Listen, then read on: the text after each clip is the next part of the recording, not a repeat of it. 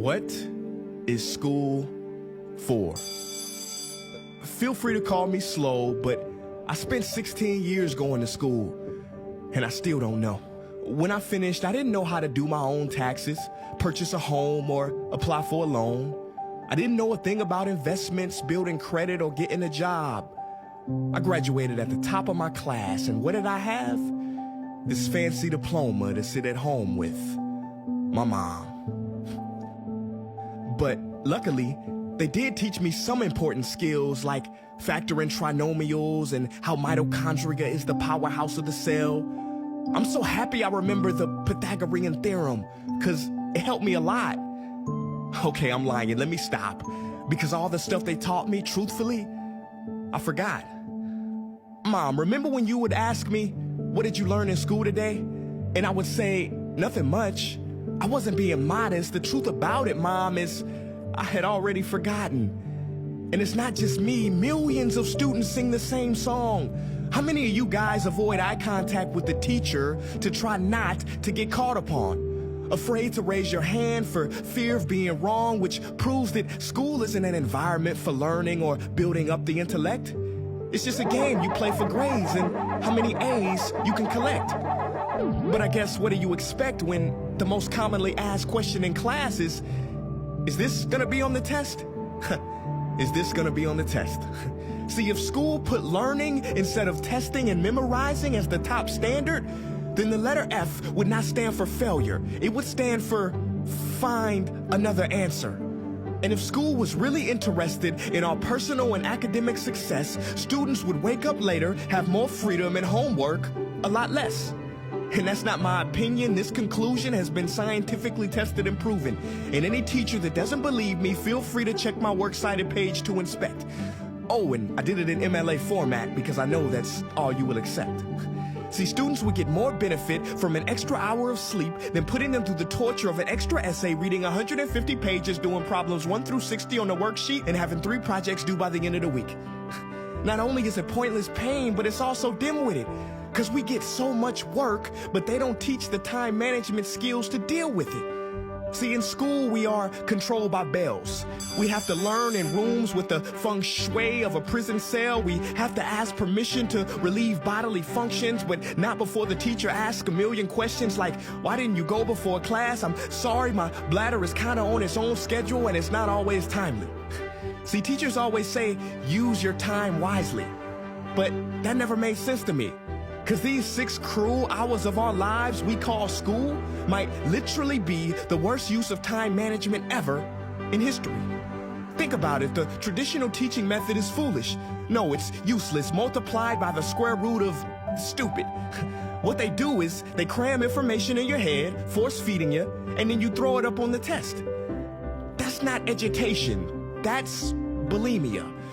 And the more bulimic you are, the better you will do on their assessments. So it's no wonder why so many students graduate mentally and emotionally anorexic. See, school teaches you how to memorize dots. True education should teach you how to connect them. True education teaches you how to catch a fish. School teaches you, yeah, you caught the fish, but you didn't show your work, so it doesn't count. Throw it back. I'm just asking, what is school for? It's not education. That's just not true. If you still think that, you might be sniffing glue. See, the word education comes from the Latin root educe, meaning bring out, i.e. bring the gifts out of a person and make them viable. But school doesn't bring out much.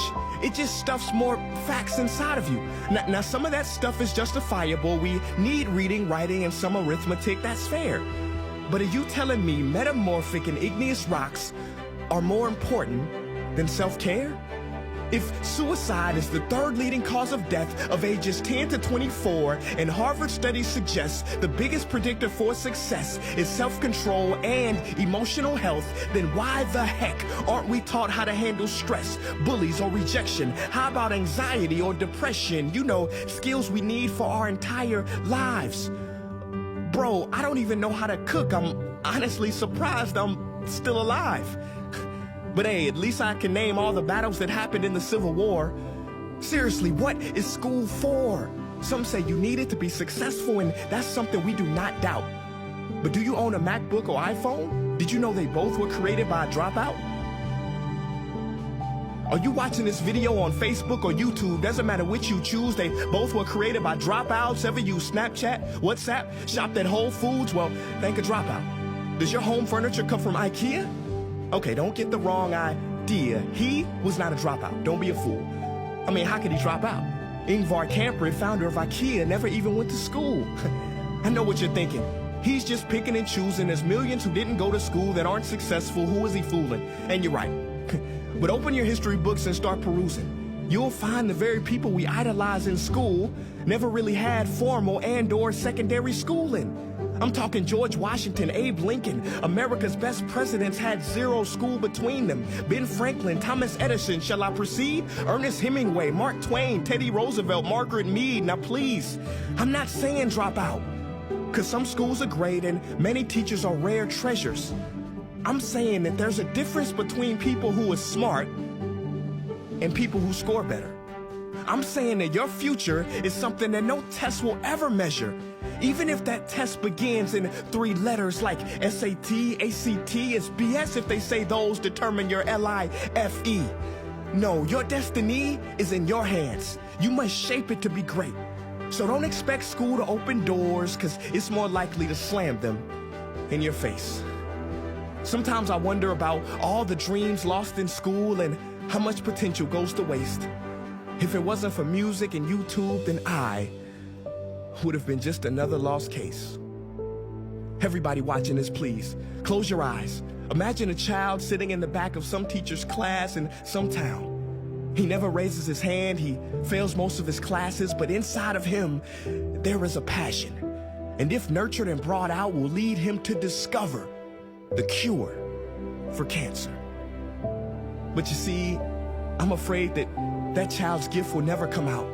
He will never win the Nobel Prize award because in class he was ignored and his worth was judged only by his scores.